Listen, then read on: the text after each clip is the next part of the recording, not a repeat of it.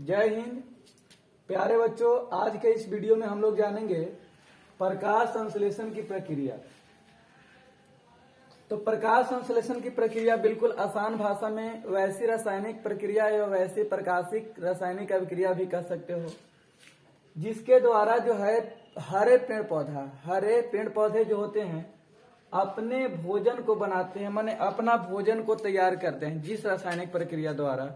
तो वैसे प्रक्रिया को हम लोग क्या कहेंगे, उस मूलभूत प्रक्रिया को हम लोग क्या बोलेंगे, प्रकाश संश्लेषण की प्रक्रिया कहते हैं। एक चीज अब समझिए कि सर प्रकाश संश्लेषण तो हम समझ गए कि प्रकाश संश्लेषण की प्रक्रिया से पौधों में क्या बनता है, भोजन बनता है। लेकिन बात आती है इसकी कुछ अभिक्रिया भी होता होगा, रासायनिक समीकरण भी होता होगा। बिल्कुल बाबू, इसका जो रासायनिक समीकरण है वह 6 कार्बन के अणु, कार्बन डाइऑक्साइड के अणु, 12 जल के अणु, सूर्य की उपस्थिति होती है और क्लोरोफिल हरे पेड़ पौधा में ही पाया जाता है। तो इन सभी मिलकर के एक अभिक्रिया करता है, रासायनिक अभिक्रिया करता है, और जिसके फल स्वरूप जिसके बाद क्या बनाता है, ग्लूकोज बनाता है, जल बनाता है और ऑक्सीजन बनाता है। अब इसका जो काम है, इसका वो भोजन है, तो ग्लूकोज को खा लेता है, ग्रहण कर लेता है, बचता है कुछ जल, और जल के बारे में आगे बताएंगे कि वाष्पोत्सर्जन की क्रिया करता है। वाष्पोत्सर्जन क्या होता है उसके बारे में समझते हैं। उसके बाद जो है ऑक्सीजन हम लोगों को दे देता है सांस लेने के लिए, बाहर निकाल देता है। देखिए एरोडेस मतलब बाहर जा रहा है ना। तो अब हम बात कर लेते हैं कि जल जो होता है कैसे आता है। तो एकदम सिंपल सी लैंग्वेज में आप समझिए कि एक पेड़ है, ध्यान दीजिएगा, इस तरह से हम रफियल इस टाइप में बता देते हैं कि ताकि आप लोग को ज्यादा समय व्यतीत ना हो।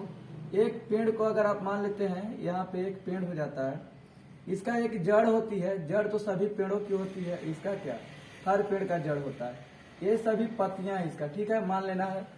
तो ये जो इसमें क्या होगा, मिट्टी होता है, मिट्टी होगा ना बाबू।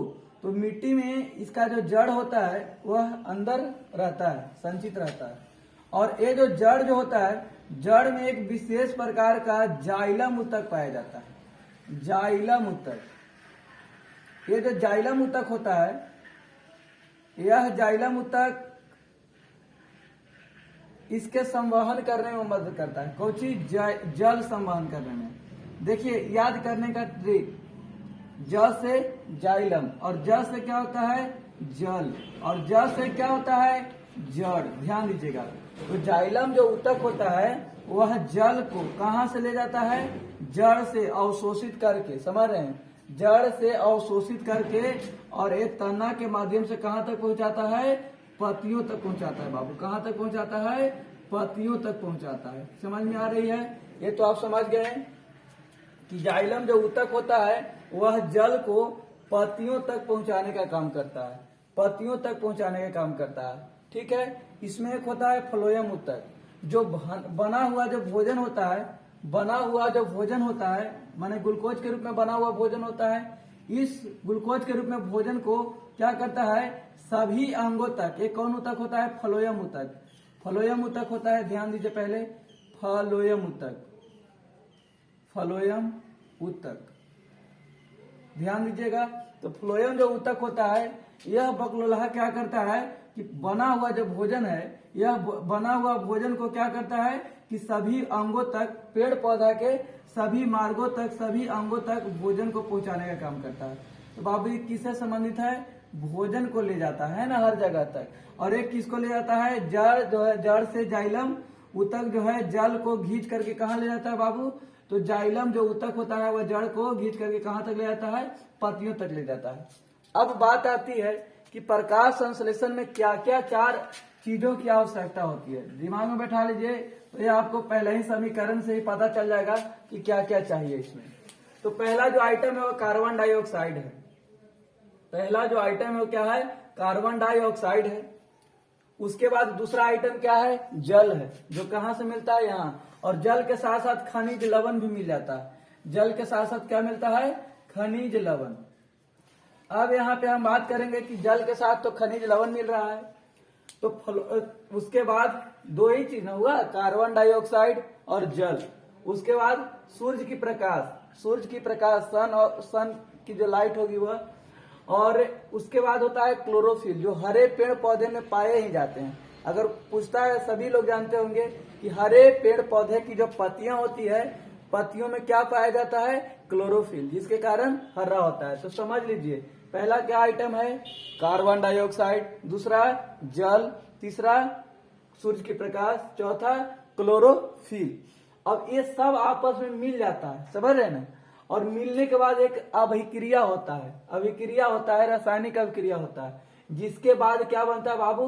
ग्लूकोज बनता है, जो भोजन बन जाता है, जल बनता है, और उसके बाद ऑक्सीजन बन गया। ठीक है, उसके बाद हम बात करते हैं कि अब भाई जल की खपत कितना होता है? जल की खपत देखिए, तो जल की जो खपत होती है प्रकाश संश्लेषण की प्रक्रिया में, खपत वह केवल 10% ही होती है।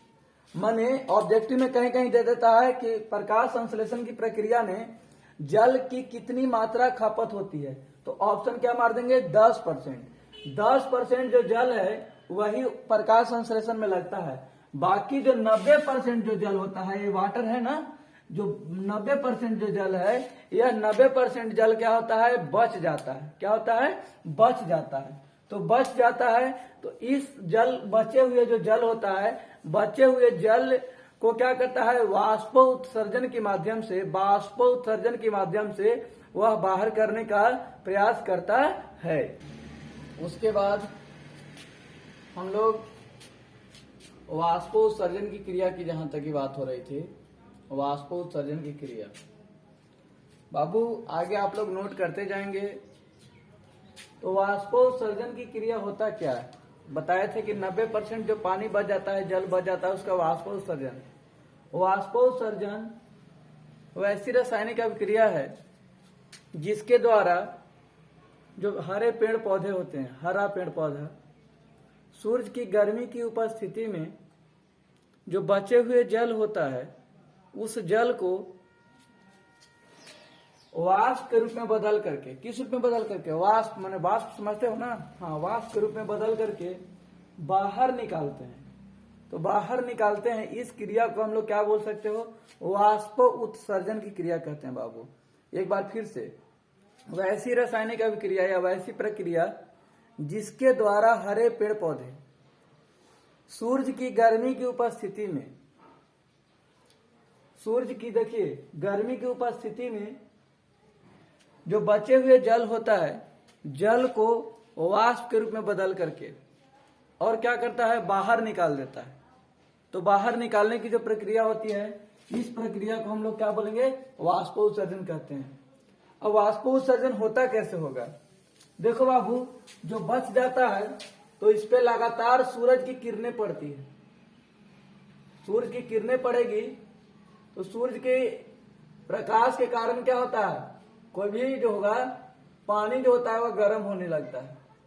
अब जब पानी गर्म होता है तो आप समझ सकते हो कि गर्मी पा करके क्या होता है? जो बचा हुआ, जो 90% इसमें जल है, 90% जो बचा हुआ जल है, यह जल क्या होता है? पूरी तरह से वाष्प होकर के, वाष्पित होकर के, और क्या होता है कि पुनः वाष्प के रूप में बाहर निकलने लगता है। तो सूर्य के तो किरण इस पे पड़ रहा है, लेकिन जो पानी होता है किस रूप में बदल करके? वाष्प के रूप में बदल करके, इन्हीं छिद्रों के माध्यम से किस रूप में? वाष्प के रूप में बदल करके और लगातार बाहर निकलता है।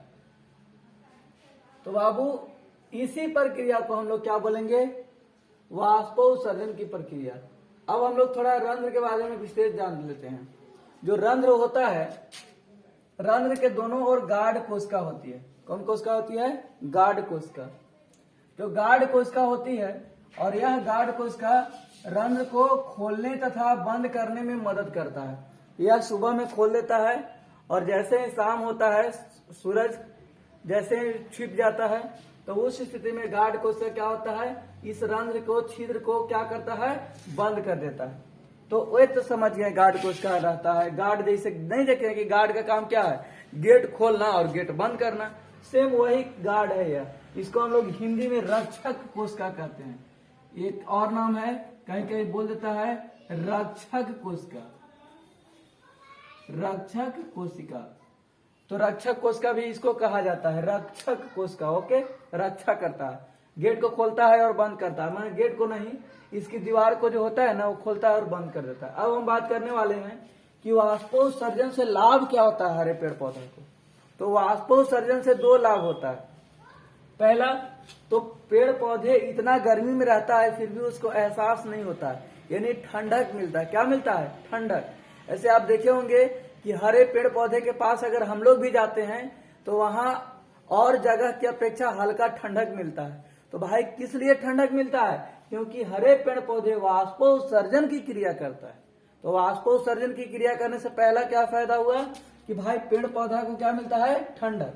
चलिए दूसरा जो है वह क्या है कि जो हरे पेड़ पौधे होते हैं उस हरे पेड़ पौधे की जो पत्तियां होती है, पत्तियों में क्या है? अस्टमाटा पाया जाता है। तो धूल कण के कारण अस्टमाटा का जो छिद्र होता है वह बंद हो जाता है। किसके कारण? धूल कण के कारण। और जब धूल कण के कारण जब बंद हो जाएगा तो भाई इसको सांस लेने में बहुत ज्यादा दिक्कत होगा। O2 और CO2 को अंदर बाहर नहीं कर पाता है। इस स्थिति में इसे क्या करते हैं कि जब वाष्पोत्सर्जन की क्रिया जब वाष्प के रूप में निकलता है तब प्रेशर के माध्यम से निकलता है, जिसके कारण क्या होता है? जो रंध्र होता है यानी अस्टमाटा होता है वह पुनः खुल जाता है। तो दूसरा फायदा हो गया। ठीक है, इसी के साथ हम लोग और आगे बढ़ेंगे।